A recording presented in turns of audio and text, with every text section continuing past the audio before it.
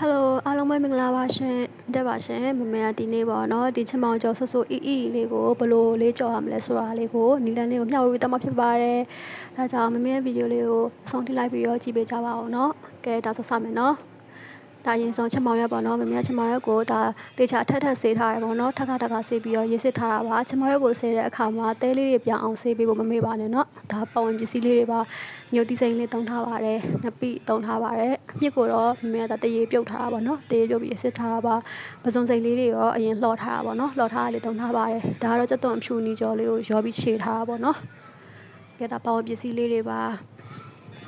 ဒီပဝင်ပစ္စည်းလေးတွေကိုညိုတိဆိုင်နဲ့ပစုံကလွဲပြီးတော့ကျန်တာတွေကိုအကုန်လုံးတေချာတာပေါ့နော်အကုန်လုံးထည့်ပြီးတော့တေချာနှံ့သွားအောင်လည်းပေးလိုက်ပါမယ်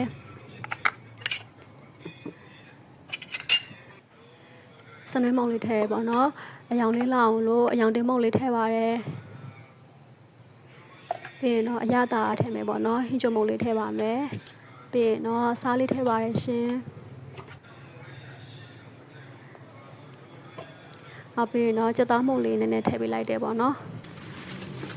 ကဲပြီးရင်တော့ဒါလေးအကုန်လုံးတေချာနှံ့သွားအောင်ရောသမသွားအောင်တေချာလေးနဲ့ပေးပါမယ်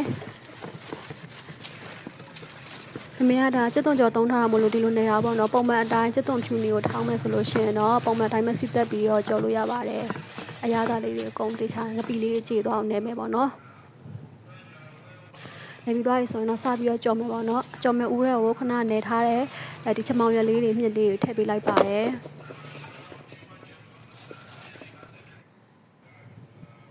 ပြီးရင်တော့မမေကစီလေးနည်းနည်းထည့်မယ်ပေါ့နော်ကျမဟိုင်းနဲ့ညီညွတ်အောင်မမေကစီနည်းနည်းလေးပဲတုံထားပါတယ်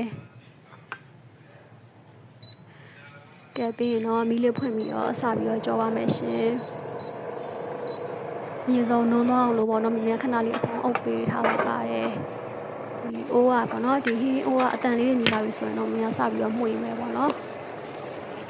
အပေါ်အောက်တခြားလေးနှံသွားအောင်မှု့ပေးလိုက်ပါတယ်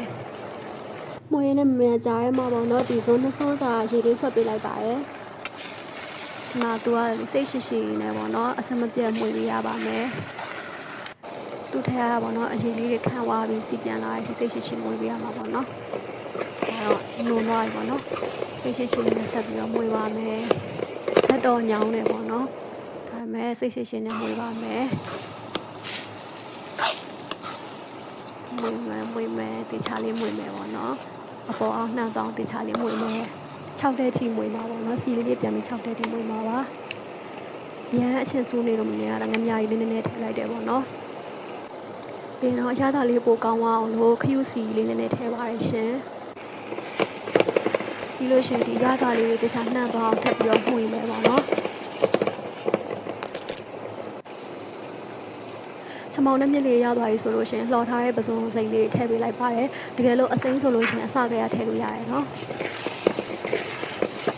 ပြီးတော့ဒီပစုံလေးနှံ့သွားအောင်လို့တခြားလေးနေပေးလိုက်ပါမယ်မှု့ပေးလိုက်ပါမယ်ပေါ့နော်ပစုံတိထက်နည်းနည်းကြီးရလေးသုံးလို့လည်းရတယ်နော်ပြီးတော့နောက်ဆုံးမမေကညှုပ်သီးစိမ့်လေးတွေထည့်ပြီးတော့မှထပ်ပြီးတော့မှုန်ပေးလိုက်ပါတယ်ဒီညှုပ်သီးလေးတွေကျက်သွားတဲ့အထိမှုန်မယ်နော်ညှုပ်သီးလေးတွေကျက်ပြီးတော့လောင်းဝစီပြန်ပြီးတော့ခြောက်သွားတဲ့အထိမှုန်ပေးပါမယ်အရန်စိတ်ရှိပြီးလို့ပါတယ်နော်အရန်လည်းလက်ညောင်းပါတယ်ပြီးတော့စားတဲ့ခါလည်းအရန်လည်းစားကောင်းပါတယ်ပေါ့နော်ဒီဟင်းလေးကလေဒါတော့ဈေးဖိုးလည်းနည်းတယ်ပေါ့နော်ဈေးဖိုးနည်းပြီးတော့ဒီမိသားစုတွေအကုန်လုံးထမင်းမမေးစားလို့ရမယ်ဘတ်ဂျက်ဟင်းလေးတစ်ခွက်ဖြစ်ပါတယ်ရှင်အားလုံးလည်းကြိုက်နေတတ်မယ်လို့ထင်ပါတယ်နော်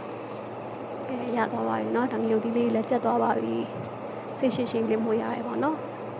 ရသွားပါပြီရှင်ပကံလေးတွေပြင်ပြမယ်เนาะနောက်ဆုံးတော့ရသွားပါပြီเนาะဒါလေးကလေထမင်းနဲ့ပဲနဲ့စားနောက်ပြီးတော့เนาะအသားကြော်လေးနဲ့ပဲတွေ့စားချမောင်ထမင်းနဲ့ပေါ့เนาะစလုံးထမင်းနဲ့လေးပဲလှုပ်စားအရင်ပဲစားလို့ကောင်းပါတယ်เนาะဒီတိုင်းလေးလိုက်ပြီးတော့ချက်စားကြည့်ကြပါရှင်မမရဲ့ဗီဒီယိုလေးကိုအဆုံးထိကြည့်ပေးတဲ့တယောက်ချင်းစီကိုမမကကျေးဇူးအများကြီးတင်ပါတယ်နောက်ထပ်ဗီဒီယိုမှာလည်းနောက်ထပ်မမကပေါ့နော်ဘာဟင်းတွေချက်ပြအောင်မလဲဆိုတာကိုအားလုံးပဲဆက်ပြီးတော့စောင့်ကြည့်ပေးကြပါဦးရှင်အားလုံးပဲနှုတ်ဆက်ပါတယ်ရှင်